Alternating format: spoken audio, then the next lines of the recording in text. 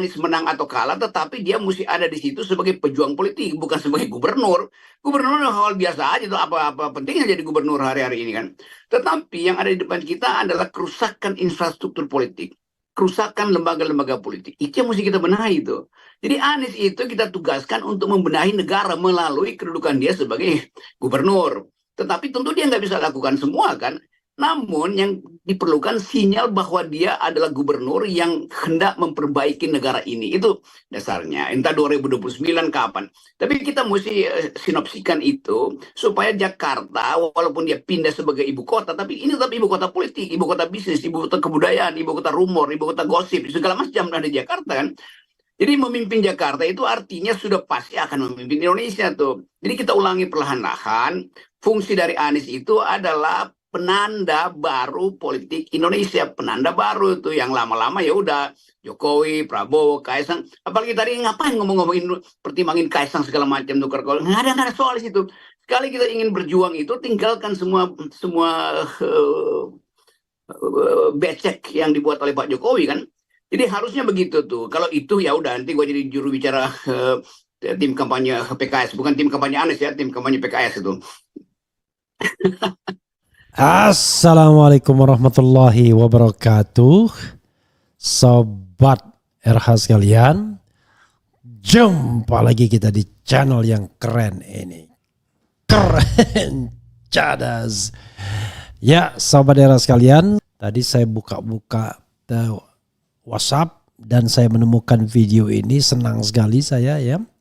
Rocky Gerung RG ya, no Rocky no party, paling tidak menjelaskan kepada kita semua mengapa Anies harus maju di Pilkada Jakarta.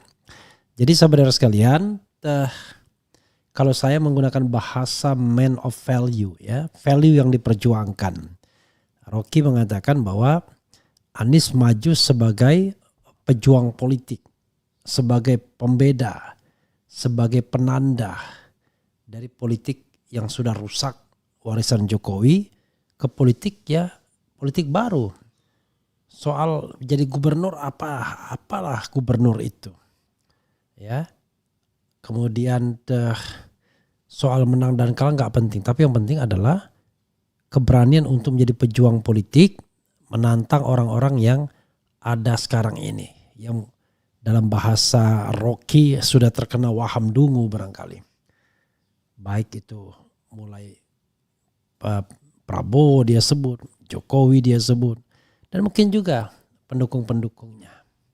Ya, karena itu kenapa saya kemudian akhirnya termasuk yang menginginkan Anies juga berkontestasi di pilkada dan siapapun yang berani menantang the establishment untuk berkelahi, karena biar rezim kecurangan ini, kalau Rocky bilangnya rezim dungu ini tidak merajalela begitu saja.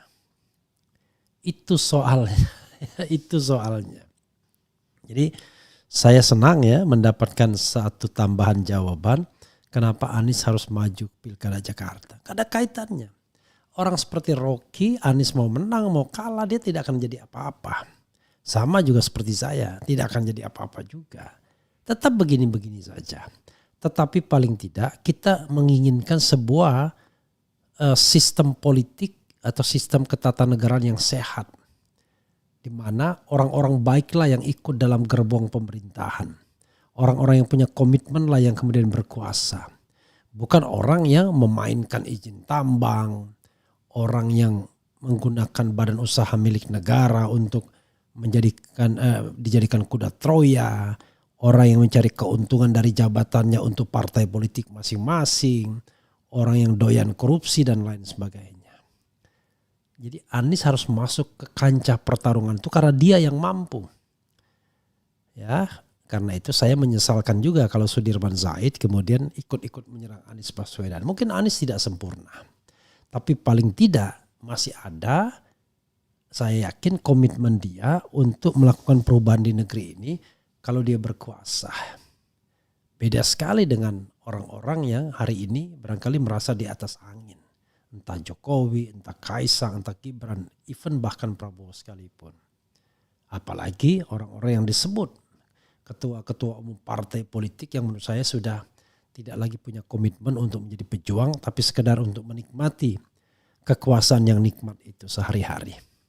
Jadi karena itu Anies ditugaskan untuk bertarung bukan hanya sekedar menang atau kalah sebagai gubernur, tetapi sebagai penanda bahwa masih ada orang yang mau melawan. itu soalnya ya.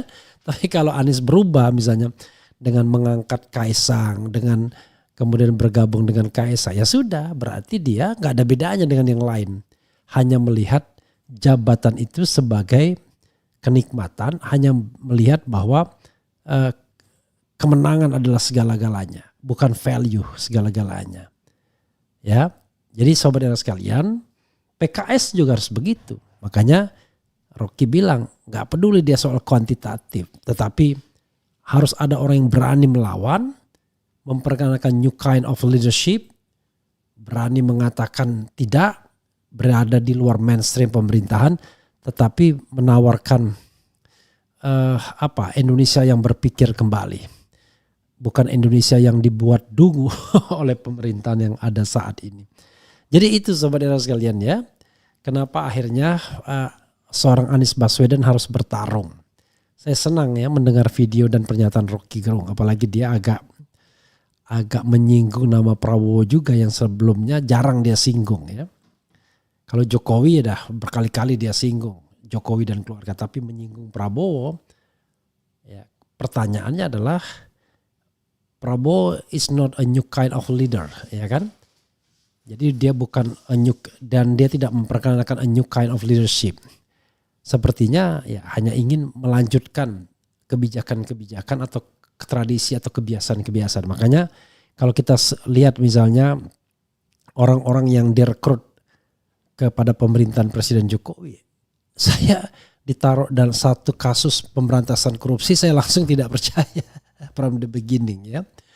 Testing kedua penegakan HAM, nggak percaya juga. Gimana Anda bisa percaya dan orang yang terlibat pada persoalan itu di masa lalu dan kemudian dia terangkut kembali. Jadi 3 hal yang penting yang barangkali menjadi test case.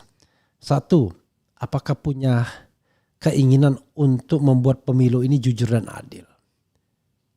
Prabowo sudah bisa melakukan itu di pilkada DKI kalau dia mau dan pilkada lainnya.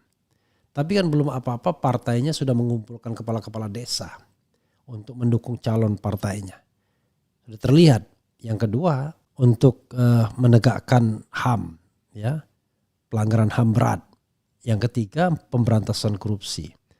Saya agak ragukan itu terus terang saja. Ya dengan melihat siapa yang direkrut ke dalam pemerintahan belum apa-apa sudah waduh ini. Nah karena itu kita butuh orang yang terus-menerus berjuang. Lalu kita ikut di belakangnya sebagai barisan yang secara sadar kita mengatakan bahwa Anda di depan karena Anda punya kualitas yang lebih baik dari kami. Tapi kami ingin menitip ikut dalam rombongan perjuangan ini. Tentu ada orang yang memanfaatkan ini sebagai kuda tunggangan, kuda Troya ya. Troy horse, tetapi kita inginkan bahwa the mainstream dari barisan itu adalah orang yang ingin berjuang ke arah Indonesia lebih baik. Indonesia yang pintar, bukan Indonesia yang dungu. Itu yang menurut saya menjadi energi ya. Kenapa Anies harus berjuang dan berkelahi di pemilihan gubernur Jakarta. Gubernur itu kecil, sama juga saya menganggap kecil. Jangankan gubernur, presiden saja bagi saya kecil. Yang besar itu adalah kita mencari pemimpin yang punya komitmen. Kalau pemimpinnya cuma sekedar ingin menjabat, ya kecil dia.